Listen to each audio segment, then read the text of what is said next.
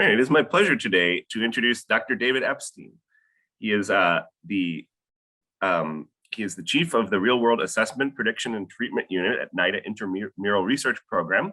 And I'm going to be talking to them today about the reinstatement model of relapse that we basic neuroscientists sometimes use to get at the neural substrates of relapse-like behavior and addiction. And he has a couple of really important, at least in my thinking, papers in the early 2000s, in 2003 and 2006, discussing this model and how it relates to especially the human condition, and talks, I think, really nicely about some conceptual factors and about that relationship. So welcome, Dr. Epstein.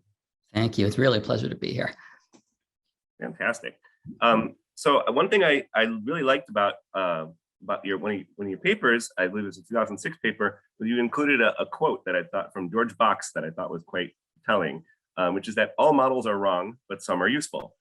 Would you still say that that is the case about the reinstatement model? Yeah, and I got that quote. I got the credit for that one goes to Yavin Shaham, who that he uses that quote a lot. I think he more than half the talks I've seen him give, he's used that quote. So I think he put that in. But yes, I agree with it. And I can, when I'm thinking about how to talk about this, and how the commentary that you're talking about in Psychopharm is my most cited paper, and that's from 2006, and there's a prior one from 2003 that's also pretty well cited, and it's odd in a way that I don't run rats for a living, so how did I come to write these two commentaries on the reinstatement model? And I sort of want to tell that story, and I can go, and this is, I know I'm starting too far back, but I can't resist. I think it's only, and it's also only fair to say, every time I tell rodent researchers what I think they ought to be doing or what I think of it, in some ways I'm getting way out of my lane, because I haven't run a rat myself since the early days of graduate school, and we're talking early 90s here. And you can edit all this for time if you want, because I'm going to go on a bit. But no, please. The way that it worked, I got my doctorate from the behavioral neuroscience program at Rutgers. And the way that it worked, at least when I was there, is that you would first get your master's degree with one piece of research, and then you'd get your doctorate. And I, largely by happenstance, and for the work I did for my master's, I was working with rats at the Center of Alcohol Studies at Rutgers, and I wasn't doing it well. I had what it was kind of what I thought was kind of a neat idea. I was trying to study the pharmacology of alcohol-associated memory blackouts in rats, and I did it in a Y maze that I built myself, and I taught them this alternating a shock avoidance. And I stumbled upon a finding that was apparently real, where I was using various systemically administered antagonists and agonists to modulate alcohol-induced memory blackouts up and down. And I found that 8-hydroxy-DPAT, which is a 5-HT1A agonist, seemed to very robustly impair memory, which I thought was I just got my internet connection is unstable. I hope I'm okay. We had a little break, okay. But that's, I think, we're okay. But I was pretty amateurish, both in terms of my behavioral methods and my statistics. And when I tried to write it all up and submit it, and it might have even been to psychopharmacology, I'm not sure, but it wasn't ready for prime time at all. And I will never forget, actually, one of the reviews I got back said something like, the methods used do not permit meaningful conclusions to be drawn despite the author's apparent willingness to do so. Ouch. Whoever wrote that, yes, whoever wrote that in the early 90s, it might be someone I'm friends with now, for all I know. I just want you to know that made an impression. That stung, still stings, and it was completely on target too. And just to give me my comeuppance, a few years later, someone did similar behavioral experiments much better and found what I had found with 5-HT1A receptors impairing memory activation of those, and published it. I was like, well, that serves me right. So my point here is that my own history with running rats, even though I liked doing it very much, and I'm very glad that I did it, my own history is nothing to celebrate. So, and I always keep that in mind and try to be humble about that. The way that I ended up becoming, a frequent commentator on the reinstatement model. That comes back to when I started working at the NIDA IRP, and this is like 1999. And I had, by then I was doing human research, and that was, for my doctorate, I switched and was doing human research, and then came to NIDA and did human research. And somehow, I guess the clinical director at the time, Jean Cadet, had noticed me talking a lot. I just was spouting a lot of opinions and factoids. And for one of our weekly clinical rounds meetings, he wanted me to have a debate with Roy Wise about the dopamine hypothesis of addiction. Again, completely out of my league, completely inappropriate for me to be doing, but he wanted me to do it. And I said, okay. And as part of that, and it went better than one would expect. Roy actually asked me, well, do you want to do it again later at headquarters? Which was amazing. But during Q&A, I just happened to mention the reinstatement model. And I knew about it because I had seen the Self and Nestler paper from 1996 in Science, where they used, they looked at opposite roles of D1 and D2 agonists in, I think it was priming-induced reinstatement to cocaine. I didn't even know the name of the model. I didn't know it was called reinstatement. I just sort of remembered that it worked like this, and I liked it, and I was interested in it. So I talked about it a little bit. Well, in the room, in the audience, was Yvin Shaham, who was apparently just very pleased that someone doing human research knew about the model and liked it, and thought that it could be extrapolated to the human condition to some degree. So he afterwards introduced himself to me and updated me on the work that he was doing. And we became, he became a very important mentor, not like a formal mentor, but in every other sense, a mentor and a friend, and really a great booster of my career too. I owe him a lot. So that was my path toward reinstatement, was, Yvin just happening to notice something I said, and then taking me under his wing. So could you say maybe a little bit more about what you wrote in the papers about the validity of this model, or the sort of ways in which it's similar to human behavior and ways in which it's not, and perhaps also how your thoughts have changed, if they have, since those papers? Yeah. And so we wrote, Kenzie Preston and I, she was my mentor at the time, we rewrote our first commentary in 2003. And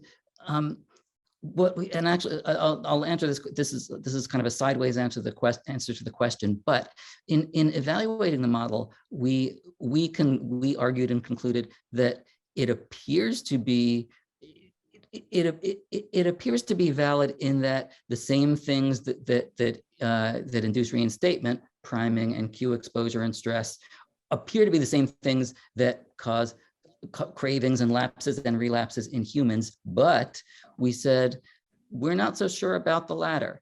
And everything we know about what causes lapses and relapses in humans, we know from retrospective accounts. And in doing this, we had stumbled upon the literature on EMA, ecological momentary assessment, which I think most people know what that is, but not everybody. And just really quickly, it's an assessment. It's a behavioral assessment method used in humans, where you give them, it used to be beepers, then it was Palm Pilots, now it's smartphones, and you prompt them at random times throughout the day to report on where they are, what they're doing, their mentation, their activities, their companions, and so on.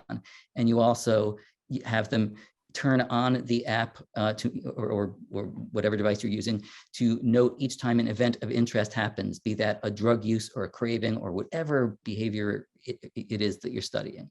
And by doing that, you can eliminate the confirmation biases that result in spurious correlations when people are asked to recall what happened. So people always, people will say, we believe stress-induced relapse is a robust thing, because people remember all the times that stress and lapse went together. They don't remember all the times that they were equally stressed and didn't lapse, or all the times that they lapsed without being stressed. So we argued in that first commentary, and continued arguing in the second commentary, we need data like that, just so we even know whether, to what extent craving and lapse and relapse look like this in humans. And in writing that goaded us, and Kenzie Preston gets the credit here because she was the one who had the guts to do this. This method had been used in cigarette smokers a lot. but it had not been used in people who use intoxicating drugs. And we had a methadone clinic in Baltimore where we were treating and studying people with opioid use disorder and cocaine use disorder. And it was Kenzie who had the guts to say, why don't we just try it? And it was quite a leap. We could have gotten, all the phones could have disappeared, or actually it was Palm Pilots, they all could have disappeared, or people could have just been indifferent or too intoxicated to respond well, and we could have gotten nothing but junk data. But it worked, and the credit goes to her. What was I going to say? So we did that, and we also we incorporated that. We also, one of our other conclusions was that we think the reinstatement model has predictive validity, and we think it probably or at least that it could predictive or criterion validity in that drugs identified as preventing reinstatement may well prevent craving, relapse in humans, but there's been so little overlap in the drugs tested in clinical trials versus the drugs tested in rats that we really can't draw any conclusions about that yet. And that too influenced the way that we worked, because we said in these commentaries, and then we put it into our work, that for most clinical trials, except for alcohol, clinical trials looking at so-called, what might be called relapse prevention medications in humans. In human research, most of the studies that purported to be clinical trials of relapse prevention medications didn't actually examine relapse prevention. It was done in alcohol studies, but not in people using cocaine or heroin. Those studies mostly looked at cessation of ongoing use, which may well be mechanistically different from relapse prevention.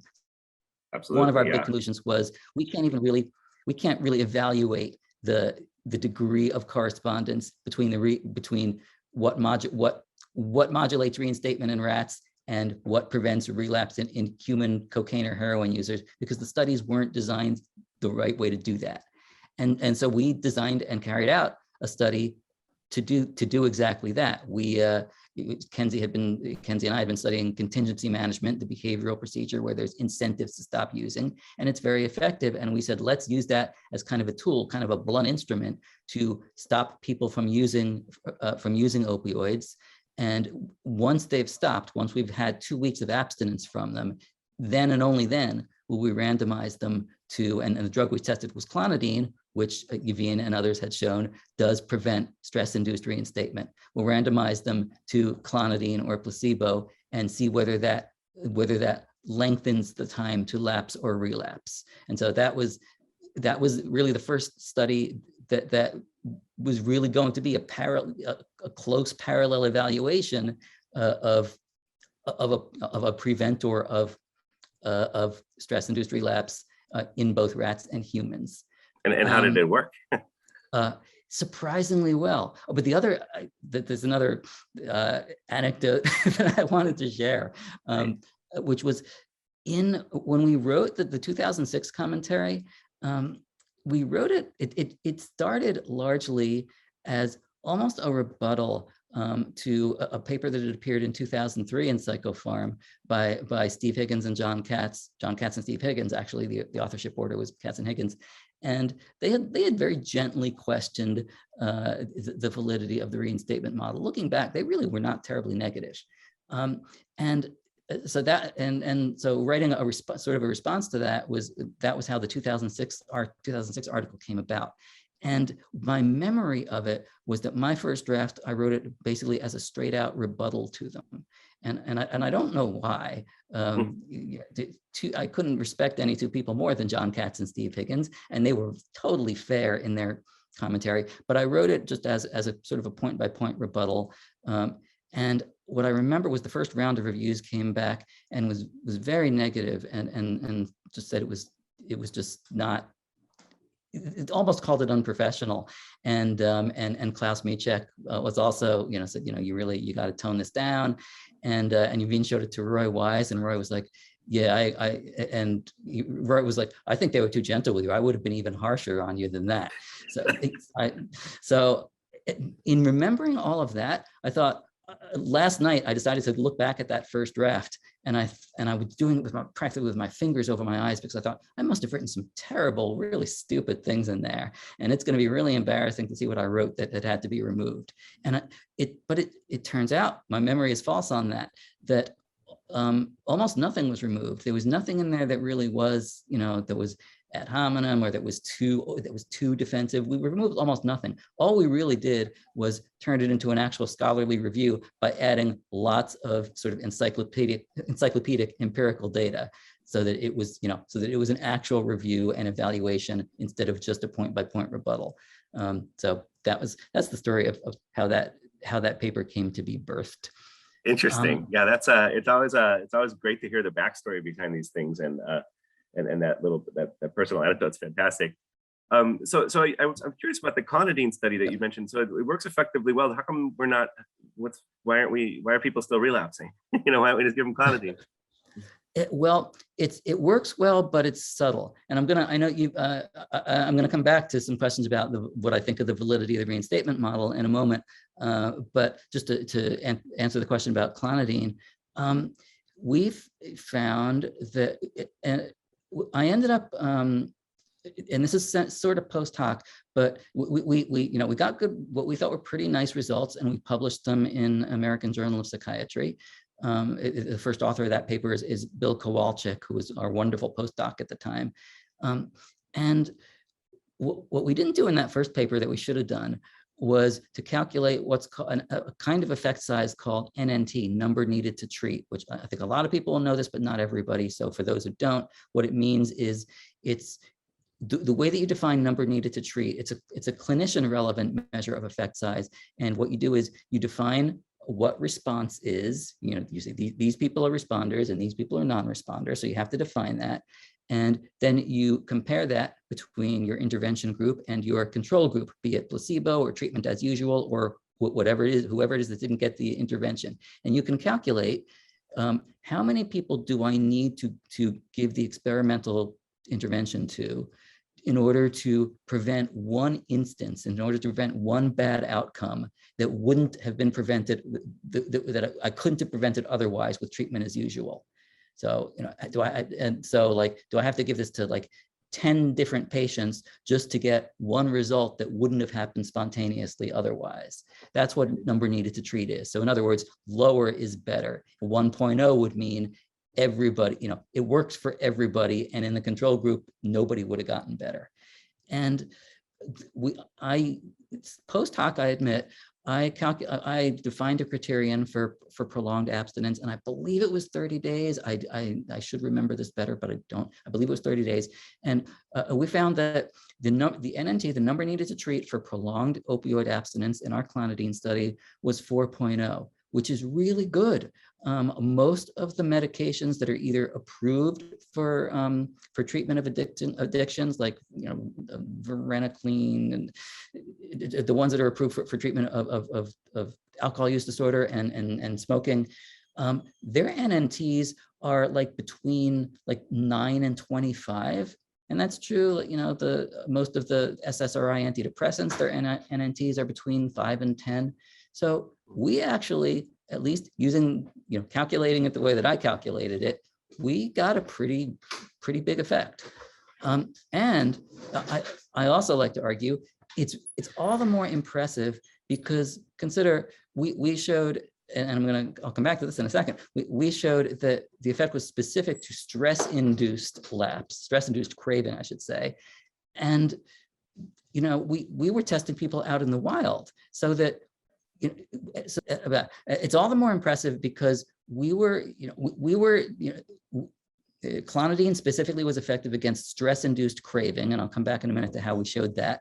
But we looked at any kind of lapse, no matter what caused it. And so when we say that people survive longer without lapsing, that's for all possible reasons, stress-induced relapse, but also things that clonidine wasn't protecting them against, like cues and boredom and sadness and anything else that could account for a lapse. So the signal that we extracted in terms of actual lapse prevention by clonidine was buried amidst the noise of all the things that could be inducing lapse that were not stress. And clonidine was only protecting people against stress. So to the extent that the effects were modest, of course they were modest because we were in a much noisier situation than you would be in when you're running rats and you're just specifically looking at, does a stressor reinstate their response? That's a really fascinating finding. Do you think that, I mean, could you interpret that finding as, clonidine is specifically blocking, I don't know, craving or motivation or whatever that comes from the stress situation? Or is it blocking like the stress response itself, so to speak? In other words, just making it less stressful and therefore less liable to induce relapse or anything else?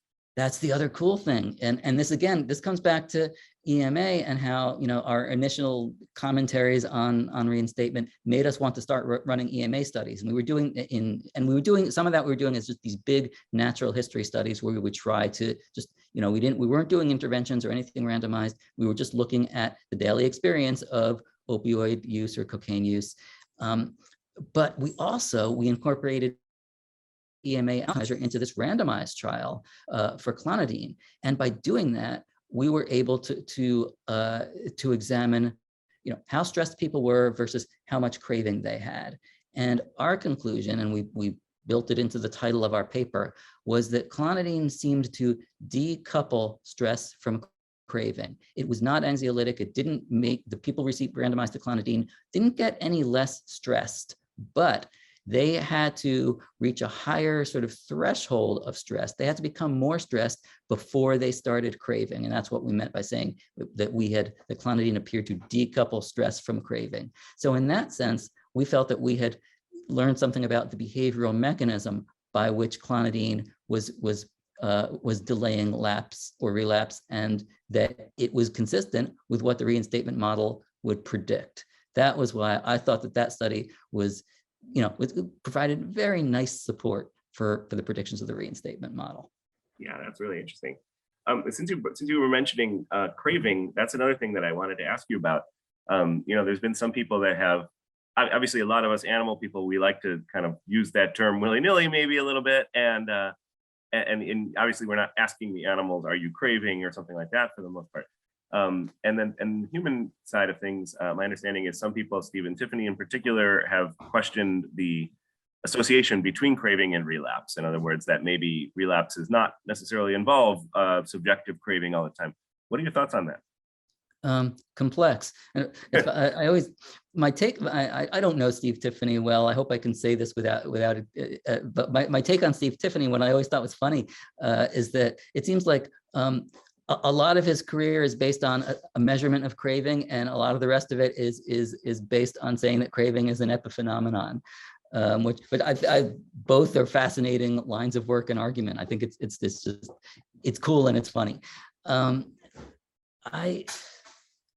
I've moved away from, I was looking again at the 2003 Katz and Higgins commentary on reinstatement, and one of their conclusions was that it's at least face valid as a behavioral model of lapse or relapse, but the jury's out on whether you can call it a model of craving. And I agree now, and I don't really try to I don't really try to interpret it as a model of craving. And also, in the past few years, people I've been talking to who I feel understand the human addiction of addiction more intimately than I do, have questioned whether we've overemphasized craving. Not that it can't happen, but that it's a lot of us human researchers have been a little too glib about saying that craving is the central experience in addiction or lapse or relapse.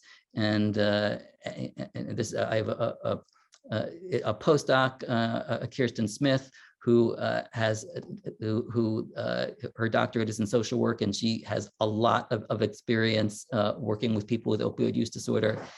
Hannah Picard, who's known for her work on the philosophy of addiction, but is also a psychotherapist and has worked with a lot of people on addiction. Both of them think that craving is a little bit overblown. And Kirsten, for example, will say that many instances of lapse and relapse can be accounted for by, I'll say it more gently than she says it. She calls it sort of a screw it relapse. She uses a harsher term, where people feel that people who are trying to be abstinent feel that they're doing everything right, but that society is still treating them like pariahs, and nothing is working for them, and they're doing all the right behaviors, and nothing's getting better, and eventually they get angry and they just say, screw it, I'm going to use. There's no reason not to anymore, and that doesn't correspond to anything that looks like a real appetitive, gotta have it craving. I think the truth is somewhere in between. At least subjectively, or yeah. At least subjectively or consciously. And to me, that's kind of where my thinking goes with this stuff is, many times us humans behave and then interpret our own behavior, although those may not be necessarily accurate interpretations. In other words, we may do something and then explain it post hoc to ourselves as, F it, maybe is what the term was. And when in fact it's some sort of unconscious motivational process, for example, or engagement of a habitual process that's not necessarily even totally aware, subject to awareness, and so on. So, and as an animal researcher, that to me is, sort of lands well as well, in that I don't think we can assume that these animals are necessarily experiencing the world subjectively in the same sort of conscious way that we humans are, at least. So that gives us some hope that perhaps there's use for the animal studies, if the model's a decent model, at least. And you've argued, I think, that there's certainly aspects of it that are. Yeah, and I think. And then I'm wondering, please go ahead. A couple of things. Sorry, I know I'm barely letting you get a word in, but No. I'm interviewing you. That's what.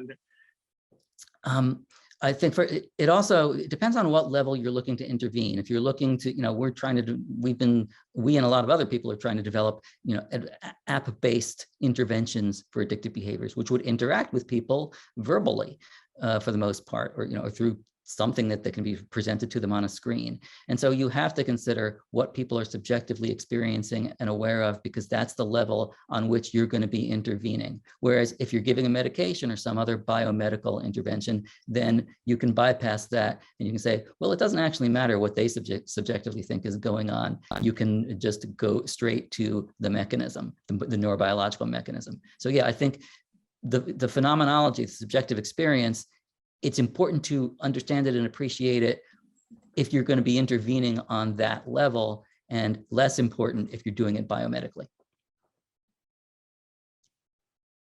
Right. So whatever works in a sense, right? Conscious or not, and craving or not, that's. I think that's a great point. And then, do you think that there's anything that we animal people, since I've taken a lot of instruction from you, even though you say you're not a person that's an expert in rodents. I think I've learned a lot from you. I'm curious if you have thoughts these days about other ways that we animal researchers can improve our models to try to capture aspects of the human situation that you're studying.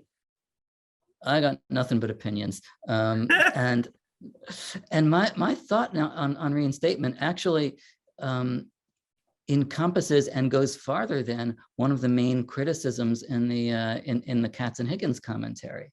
They wrote a lot, and others did too, about the fact that rats in the reinstatement model don't stop using for the same reason that people stop using.